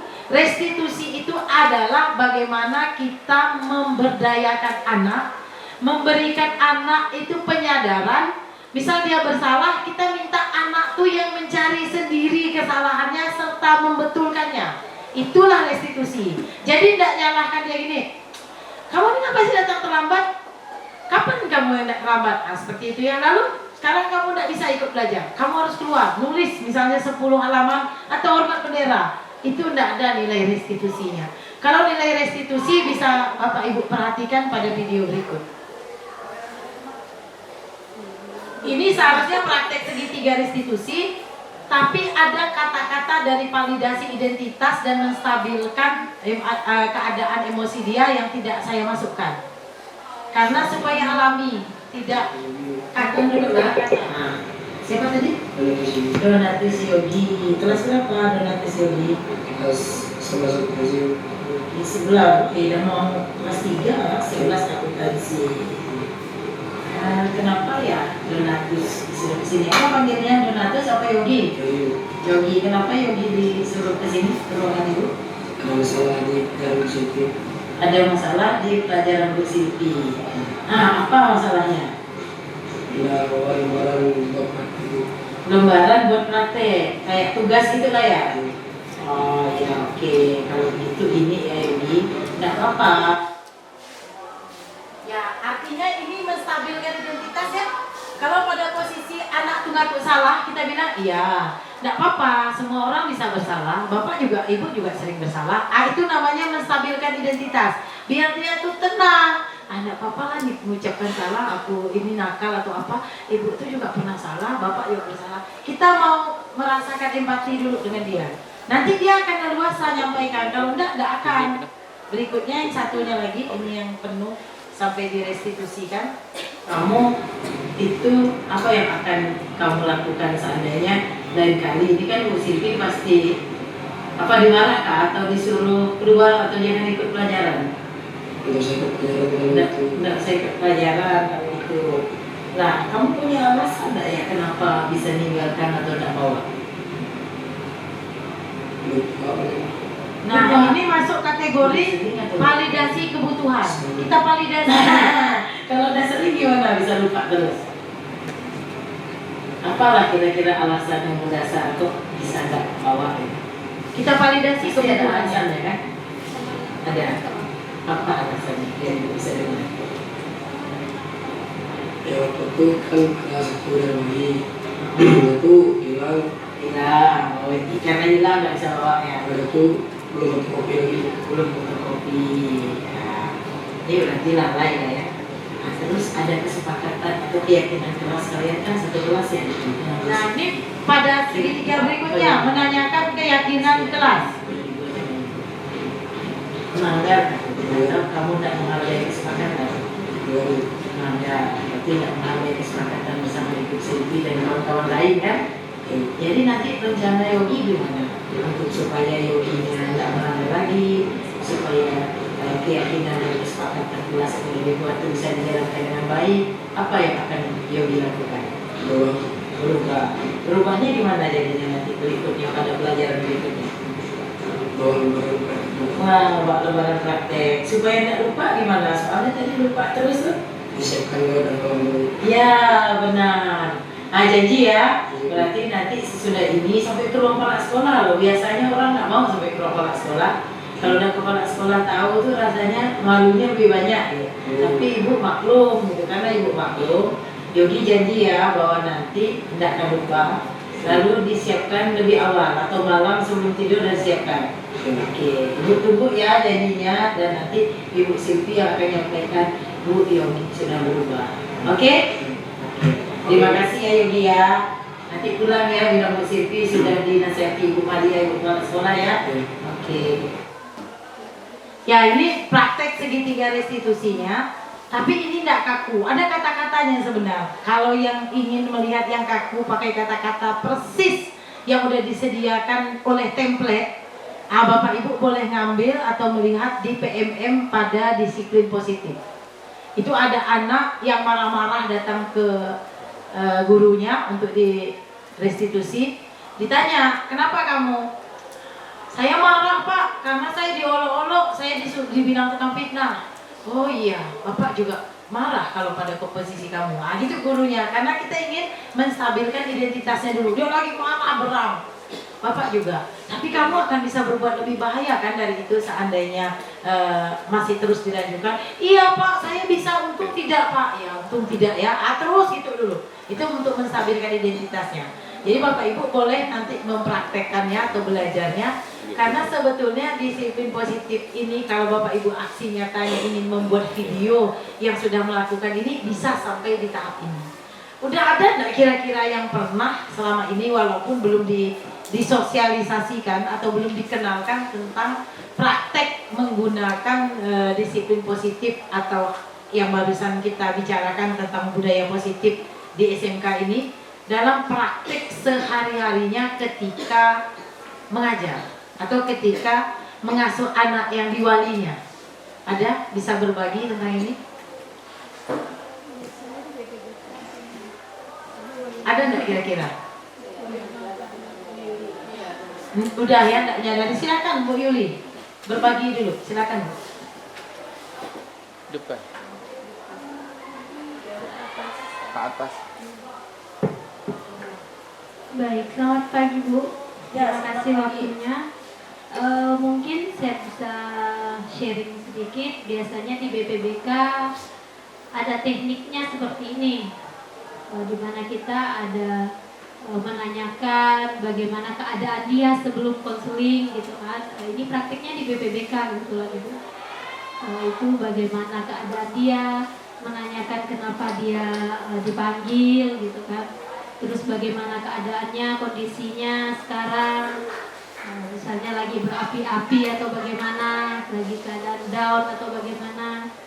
Nah setelah itu baru kita masuk ke permasalahannya, kita tanyakan ada apa nak, gitu kan. Apa yang bisa diceritakan di sini. Terus juga kalau di BBBK itu sebelum melakukan konseling itu kita kan ada asas-asasnya. Misalnya kerahasiaan itu yang paling penting, bahwa di mana di BPBK itu apapun yang diceritakan akan aman dan nyaman. Apapun yang diceritakan tidak akan yang lain tahu gitu. Jadi anak itu leluasa untuk bercerita. Setelah itu validasi keadaannya tadi, itu bagaimana keadaannya sekarang, kalau dia lagi marah, misalnya marahnya karena apa, itu dia mengungkapkan sendiri. Kita berusaha menunjukkan rasa empati kita gitu kan. Nah setelah itu kalau sudah ketemu apa permasalahannya, biasanya diberikan kesempatan untuk alternatif. Kalau misalnya ada kesalahan, alternatif apa yang bisa untuk memperbaiki kesalahannya seperti itu. Mungkin bisa alurnya seperti itu biasanya. Alurnya ya. Apakah itu sudah masuk kalau di dalam BPBK ada penjelasannya bahwa alur itu merupakan segitiga restitusi atau restitusi atau gimana? Belum ya? Ya belum Bu. Sebelumnya memang belum ngerti kalau itu bahwa sama alurnya seperti restitusi itu belum, tapi sudah dilaksanakan. Iya. Ya, baik, terima kasih Bu Yuli. Berarti kita semua kawan-kawan guru biasa ini boleh berguru dengan Bu Yuli karena memang sebenarnya disiplin positif yang menyentuh psikologi ya, perasaan dan emosi anak banyaknya arahnya ke guru BK selama ini. Sekarang paradigma karena berubah tadi, diharapkan kita semua guru yang bukan hanya guru BK dapat menjalankan praktik ini supaya tidak ada lagi hukuman verbal, hukuman negatif yang sifatnya menjadi penghukum, yang sifatnya menjadi pemantau misalnya, yang sifatnya menjadi tukang membuat rasa bersalah, agar anak tidak memiliki rasa apa yang kita hindari dari anak? Rasa dendam, rasa sakit hati, sehingga anak itu makin malas belajar, makin malas datang ke sekolah, dan menjadi pribadi yang tidak baik. Karena apa tujuan kita sekarang ngajar anak ke sekolah? Tujuan pendidikan Indonesia di masa kurikulum merdeka apa? Menghasilkan tamatan yang berprofil pelajar Pancasila. Kan beriman dan bertakwa, kalau visinya sekolah kita ya, visi nasional yang diturunkan di sekolah kita, beriman dan bertakwa misalnya kompeten dan menjadi pelajar Pancasila. Pelajar Pancasila itu pasti anak-anak yang memiliki nilai religius, nilai mandiri, nilai gotong royong, nilai kebinekaan global, nilai kreatif, apalagi satu? Suara demokrasi. Keenam ya? Suara demokrasi. Apa Pak? Kepekerjaan. Kepekerjaan. Itu anunya apa namanya? Project yang kita ingin lakukan di dalam profil Pancasilanya sendiri. Tapi ada nilainya. Nilainya yang ada tuh ada 6 sub nilai. Nilai itulah yang menjadi bunyi nilai-nilai kebajikan universal. Nilai-nilai kebajikan universal itulah yang menjadi standar mengapa anak kita harus diarahkan ke sana. Jangan sampai anak tuh jadi pembenci, jadi pendendam, jadi radikal, jadi penipu, apalagi macam-macam lah. Karena harapan kita seperti itu. Mirip kita dulu lah waktu kita dididik oleh Bapak Ibu guru kita di masa lalu ya Bapak Ibu. Nah sekarang kita dengarkan, setelah dilakukan ini pada anak, apa sih perasaan anak dan jadi anak seperti apa dia? Kan coba Bapak Ibu mulai sayangnya tidak sempat, ini memang satu aja tentang positif. Seandainya ada yang negatif kita marah dulu. Dan itu kita dengar, apa rasa kamu tadi, itu kita wawancarai. Ini kebetulan hanya yang positif. Tapi karena kita mewakili juga anak, kita kan tahu kalau dimarah itu tidak enak. Mungkin kita tidak usah nanya anak, udah tahu lah kita ya Bapak Ibu. Sekarang Bapak Ibu dengarkan apa yang disampaikan. Kelas potensi kelas 11 potensi C. Saya muridnya Bu Silvi. Saya senang kalau pelajaran Bu Silvi itu, kalau saya tidak bawa surat praktik, tidak dimarahi atau dihukum.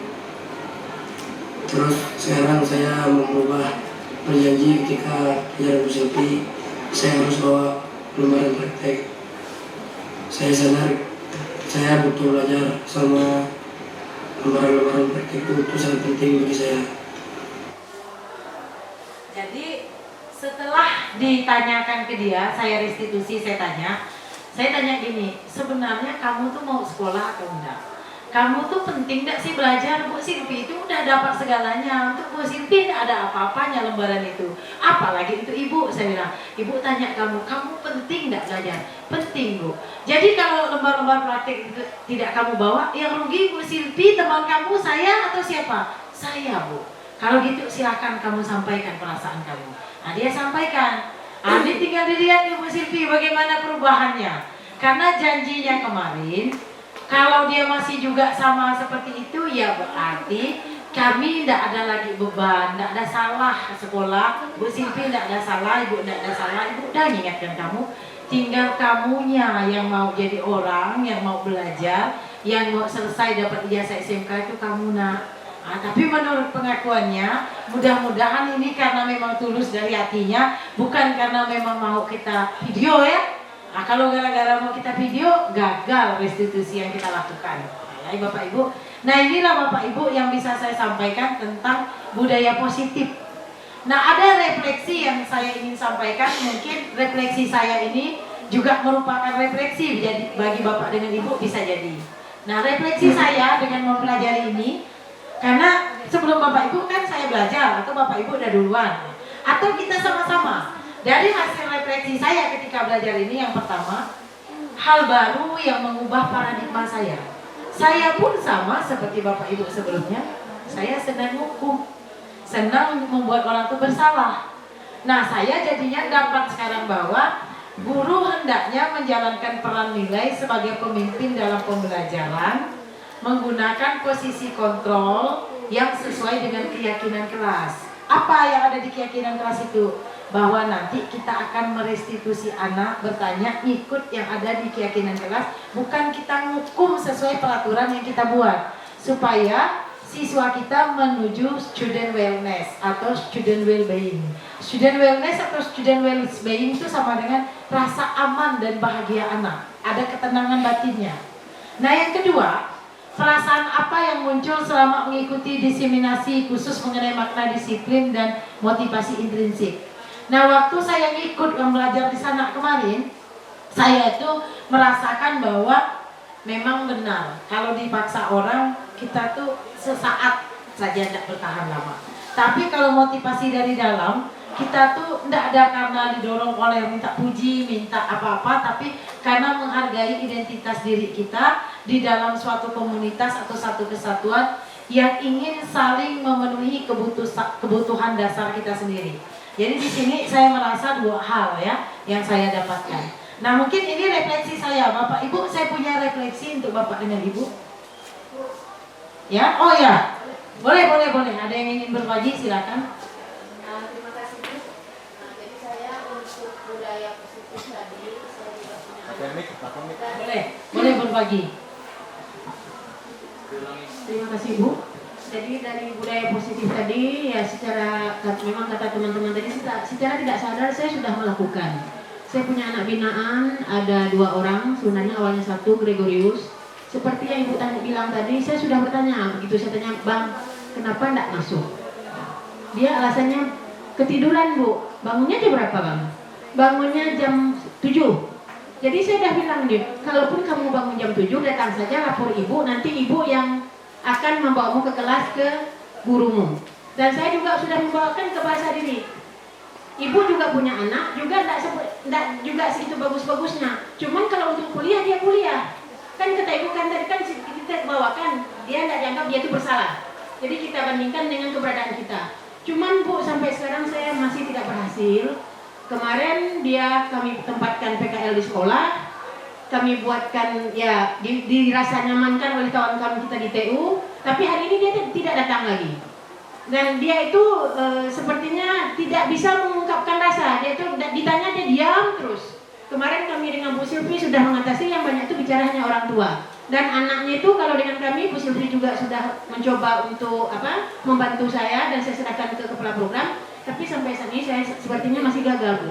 Jadi teman-teman semua tolong bantu bagaimana sebaiknya saya untuk menghadapi anak saya yang 1 ini. Dan saya sudah berusaha untuk disiplin positif, sudah berusaha menjadikan dia teman, tapi saya tetap gagal Bu. Terima kasih.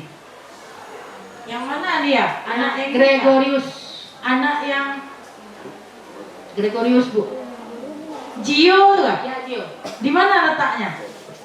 Sekarang dia tuh di TU, hari ini tidak masuk. Oh, yang tadi itu bukan ya? Bukan. Itu anak siapa? Anak Bu Silvi kalau yang tadi ya? Itu yang tadi itu kalau nggak salah ada Ya, Bu Silvi bola. Anak akuntansi atau anak DKP? Bukan kalau yang tadi yang kami tegur itu Bu, yang beberapa hari tidak masuk kata Bu Ika selama saya mengantar anak-anak, memang saya kan kontrol tiap hari. 3 hari tidak masuk kata Bu Ika. Hari ini si Gregoriusnya juga tidak masuk. Padahal kemarin waktu saya pamit dengan Ibu itu sudah saya kumpulkan semua dan lihat teman-teman di TU itu sudah merangkul maksimal kalau menurut saya. Tapi merasa anak-anak kami yang kami tempatkan di situ merasa tidak ada yang menghargai diri sendiri dan tidak merasa disayang gitu. Perasaan saya itu gitu Bu. Padahal tidak mau menghargai dirinya sendiri ya. Padahal di TU itu dibikin nemtek, dibikinkan absen dan sebagainya. Tapi mereka yang tidak menghargai. Padahal teman-teman di TU itu sudah sangat full untuk menghargai mereka. Apakah di sini Ibu ingin melakukan restitusi terhadap anak ini? Nah itu karena tadi si Gregoriusnya belum datang.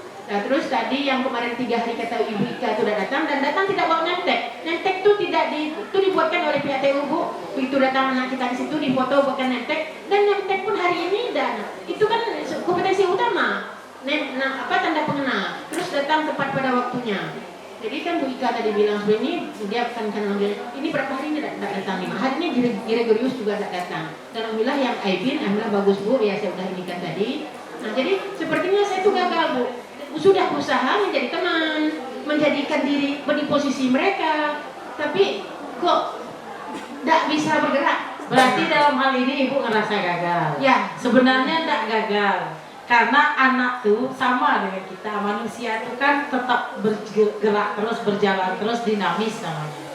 Kegagalan itu adalah bagian dari proses. Kesuksesan pun bagian dari proses. Karena kita memang bukan Tuhan, kita tidak bisa mengkondisikan orang. Yang bisa kan disiplin tadi. Teori kontrol, kita hanya bisa mengontrol diri kita sendiri. Mengontrol orang tidak bisa. Tapi kita bisa membuat dia yang menyadari. Bagaimana caranya? Ibu tidak boleh bosan. Mau bosan nggak Bu Nur? Oh, kalau belum bosan, berarti masih bisa kan? Jalankan lagi sampai kapanpun, karena ibarat sabar katanya tidak ada habisnya. Sabar tidak ada batas. Yang mau membatasi itu diri kita sendiri. Ya, jadi kalau kita baca kitab suci atau baca-baca quote atau apa namanya kata-kata yang mutiara, sabar tidak ada batas. Kalau kita bilang habis kesabaran saya, kita yang batas sendiri. Sebenarnya tidak ada batas. Ah, gitu juga guru.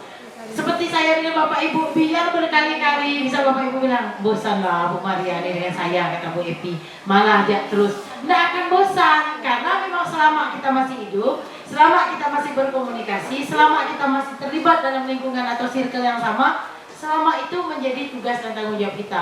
Belum Bu, itu sebenarnya sukses. Buktinya dia masih takut untuk datang, karena berarti dia masih belum mampu menguasai diri dia sendiri. Motivasi intrinsiknya yang belum ada. Jadi belum gagal, ya tidak gagal. Tidak ada kata gagal untuk guru. Ikhtiar kita atau semangat kita tetap ingin melakukan penanganan atau implementasi dari disiplin positif di sekolah.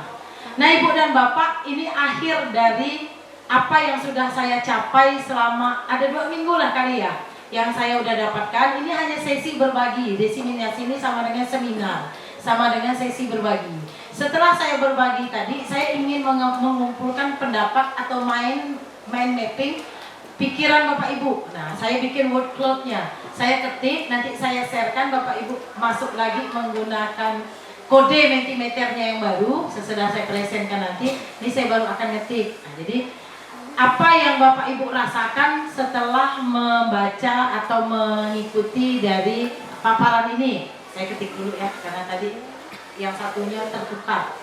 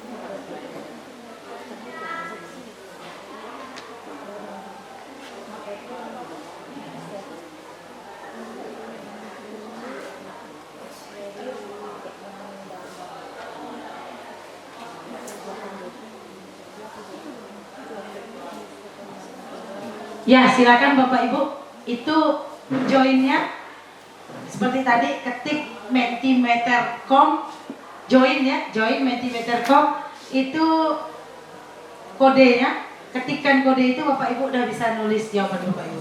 Kalau ini perasaan, jadi Bapak Ibu sampaikan perasaannya. Apa perasaannya setelah mendengarkan paparan dari sesi berbagi ini? Ini sesi berbagi, desiminasi. 4660916. Nah, nanti kita lihat apa ini perasaan-perasaan Bapak Ibu. Amazing misalnya, senang, bahagia, sedih, terharu, menyesal. Saya setelah tahu Ki Hajar Dewantara itu menyampaikan bahwa anak itu berbeda-beda, rasanya menyesal. Karena dulu saya kira anak itu sama semua, harus standar pintarnya, standar pandai bacanya, usia sekian.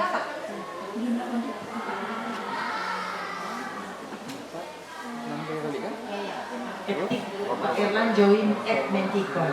Ketik ya, join Mentikom itu. Langsung cari, nanti baru anukan.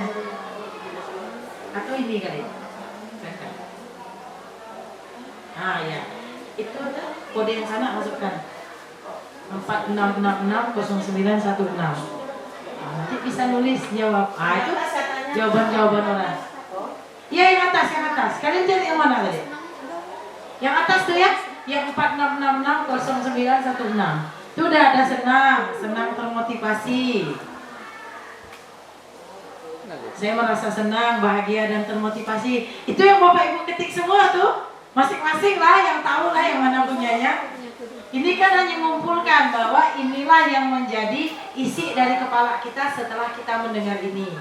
Bersemangat. Nggak ada yang pesimis ya Bapak Ibu ya. Pak Timur ya, semangat ya Pak Timur. Bahwa ternyata Udah masuk Bu. Udah masuk. Terharu dan tertantang.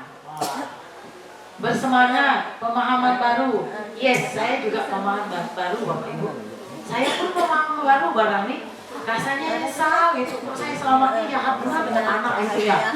Kenapa sih saya ikut juga anak? Tidak tanya dia apa, apakah mamanya sakit atau apa. Malah ya kalau dia udah tidak sesuai, tidak bawa kamu sih Pak E. Kok kita jahat benar dengan anak suaminya Pak E? Nah kita sadar, coba kita dibuat gitu. Saat inilah, untunglah kita belum sampai tua benar, kita udah sadar ya. Nah kawan-kawan yang masih baru, Bu Astri, Bu April, udah sejak awal tahu, jangan perlakukan kayak kami ya. Saya guru paling killer loh dulu. Aduh, seram. Astri tidak pernah diajar saya kali ya? Pernah kan? Pernah. Pernah nggak kawan-kawannya kita nempeleng saya? Saya kan, iya, saya suka nempeleng mereka dulu. Jahat, nggak salah. Terus saya ikut. Itu salah, karena kan nggak tahu. Pikir saya kalau nakal daripada nakal terus, kau nih mau ngelawan kau nih gitu. Rupanya salah. Dia kan ada hal yang membuat dia seperti itu. Makanya saya senang belajar nih. Rasa nyesal, rasa malu, rasa jadi satu lah. Ya Bu Andi ya, ternyata kita sama ya dulu. Lagak benar kita ya. Karena kita pun nggak tahu anak itu memang beda-beda, kita paksa luar biasa. Ya ampun. Iya. Yang gara-gara pemahaman refleksi kritis Ki Hajar Dewantara itu yang kuat. Bahwa anak itu beda. Nah, oke, kalau udah ada 19 jadi itu kan kita lanjut. Pak El udah 19 loh? Ya. Oh udah, oke. Berikutnya, silakan diisi kembali dan kodenya masih sama. Aduh, hampir dia lulus. Oh, 200 meter.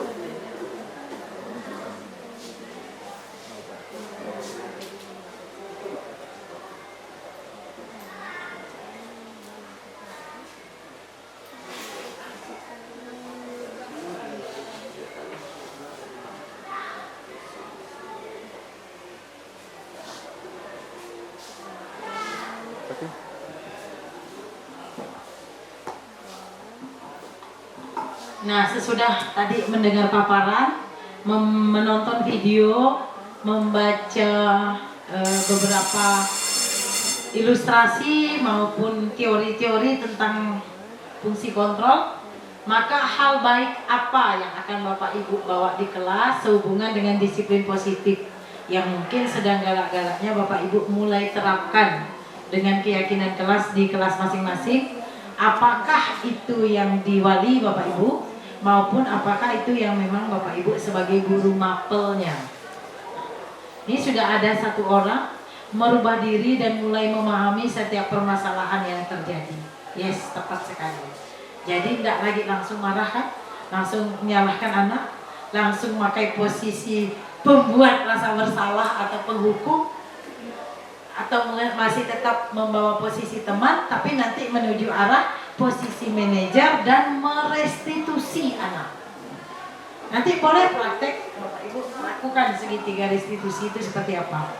Apalagi yang Pak Dedi sudah sampaikan tadi, Bu Pauji, siapa lagi yang udah ada coba daftar kemarin? Bu Epi, coba lagi.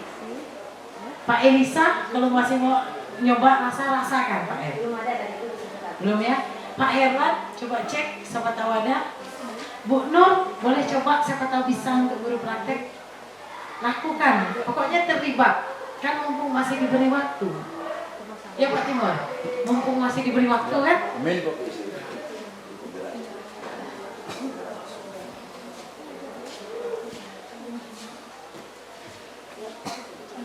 Memposisikan dirikan sebagai manajer dan melakukan metode segitiga restitusi. Wah hebat nih, saya tunggu. Asik nih yang punya statement ini.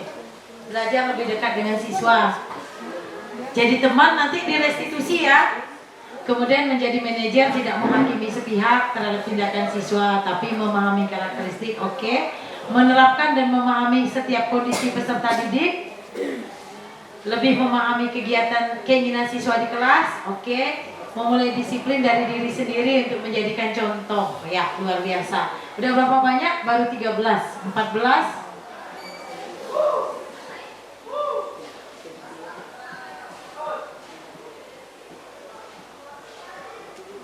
16, 17, enak kan, bisa langsung kelihatan partisipasi. Bapak Ibu boleh pakai, mudah sekali, gratis. Kalau Mentimeter, tinggal pakai aja Google belajar.id-nya tuh. Bisa semua hal, enak pakai ini. Kalau tuh dia premium, tidak dibatasi. Tapi kalau pakai akun biasa kita 3-4 slide aja yang boleh, lain dari itu penuh katanya. Ada banyak. Oh gitu ya. Saya nggak pernah pakai HP karena pakai komputer, nggak pakai download, hanya online, di online semua. Iya, pakai akun belajar.id kita langsung. Jadi setiap masuk pakai Google, iya, masuk dari Chromebook akun belajar kita, enggak daftar lagi, langsung masuknya. Jadi enak, Bapak Ibu silahkan menggunakannya untuk ngajar anak di kelas sambil pakai slide nih, karena anak-anak juga enak. Nah, itu juga kalau mau ngasih ice breakingnya banyak hal di sini. Ya, mungkin ada sesudah sampai di sini, ini sudah selesai semua sesi berbaginya. Saya ucapkan terima kasih dengan Bapak Ibu atas hal yang luar biasa hari ini. Ada yang ingin membawakan ice breaking untuk kita bersama sebelum kita akhiri? Atau Pak Timur? Jangan lah, saya banyak ngomong nih. Atau Bu Gita, Wah, kita goyang-goyang sedikit ya, Bang. Tarik perut. Ayo Bu Gita. Hamil ya. Ayo Bu Gita. Kalau ngomong dan tak mampu lagi nih. Ayo Pak Tim. Apa ya Bu? Pak Timur ya Bu? Cari di sana di YouTube. Di YouTube, sini saya putarkan Pak Timur, cuma bawahkannya ya. Nanti saya putarkan apa? Yang mau apa nih? Tinggal bilang. Ayo Pak Timur. Ice breaking apa Pak?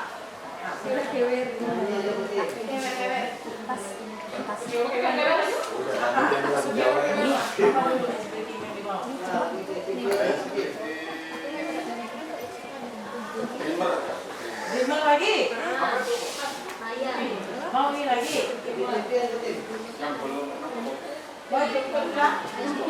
Tulis yang belum pernah.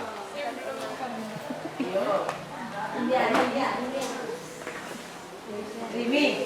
Mau dreaming katanya. Ini ice dreaming bukan ice breaking. Mobil Toyota Avanza seharga 10.000 bisa nilai perusahaan aku tanggal 10 Oktober.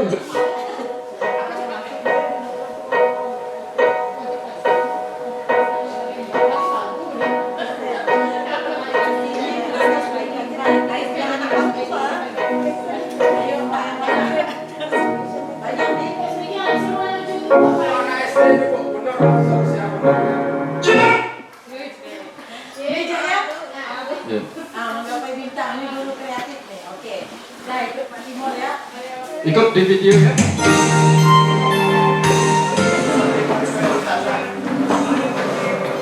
Meja.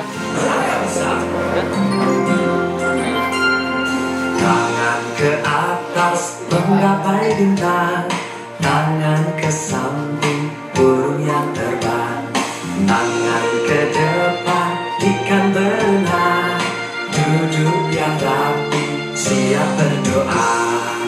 Putar-putar, tangan diputar. Gulung-gulung-gulung, tangan diputar.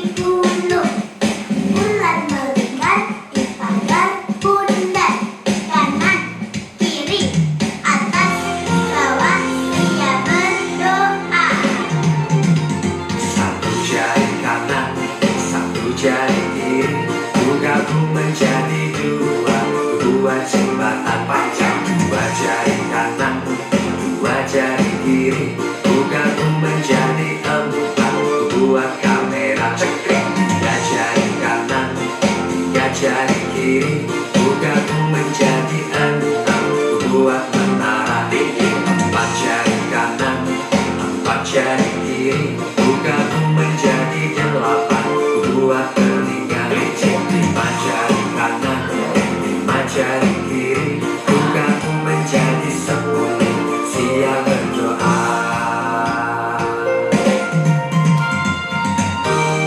Ayah Bunda dan sahabat guru kreatif Indonesia, semangat belajar ya. Nampaknya kita disuruh berdoa sesudah itu. Ya baik Bapak dan Ibu, inilah akhir dari kegiatan kita. Terima kasih yang luar biasa kepada Bapak dan Ibu. Semoga ini bermanfaat.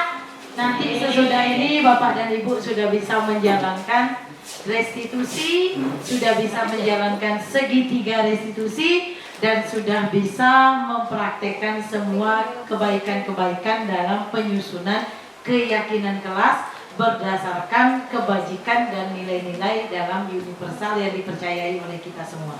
Demikian Bapak dan Ibu, terima kasih. Saya akhiri. Wassalamualaikum warahmatullahi wabarakatuh. Salam dan bahagia Bapak dan Ibu guru hebat semuanya.